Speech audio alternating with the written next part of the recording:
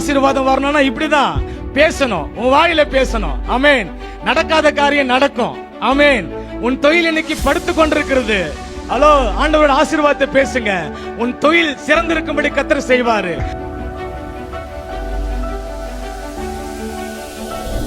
இதுல பாத்தீங்கன்னா சரியான விடைக்கு பதிலை தேர்ந்தெடுத்து எழுதுக அப்படின்னு இருக்கும். ஆங்கிலத்துல சூஸ் த பெஸ்ட் ஆன்சர்னு சொல்லுவாங்க. கவனிங்க, ஆங்கிலத்துல சூஸ் த பெஸ்ட் ஆன்சர். கேள்வி மேல எழுதிருவாங்க.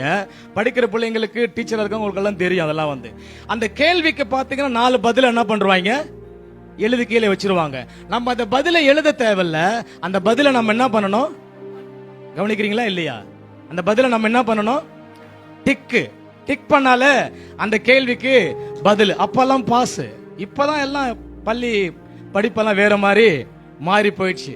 Choose the best answer. சரியான கேள்விக்கு சரியான பதிலை தேர்ந்தெடுத்து எழுதுக. அதே போலதான் கர்த்தர் இங்க சொல்றாரு, நீ டிக் பண்ண தேவையில்ல, நான் உனக்கு டிக் பண்ணிட்டேன். நீ ஜீவனை தெரிந்து கொள்ளு, நீ ஆசீர்வாதத்தை தெரிந்து கொள்ளு, நீ நன்மையை தெரிந்து கொள்ளு, நீ சுகத்தை தெரிந்து கொள்ளு, நீ நீடிய வாழ்வை தெரிந்து கொள்ளு, நீ பலனை தெரிந்து கொள்ளு, நீ ஐஸ்வர்யத்தை தெரிந்து கொள்ளு, நீ நல்லதை தெரிந்து கொள்ளு. தீமை அல்ல, கர்த்தருடைய ஆசீர்வாதமே ஐஸ்வர்யத்தை தரும். நாம் யாரு மற்றவங்க நம்ம ஏமாற்ற வேண்டிய அவசியம் கிடையாது. ஆசீர்வாதம் என்கிறது ஒரு பெரிய குரலி வித்தை கிடையாது, மாயாஜாலம் கிடையாது. இப்படிதான் கர்த்தர் என்ன பண்ணிட்டாரு, வச்சிருக்காரு. ஒரு சிஸ்டம் இருக்கு.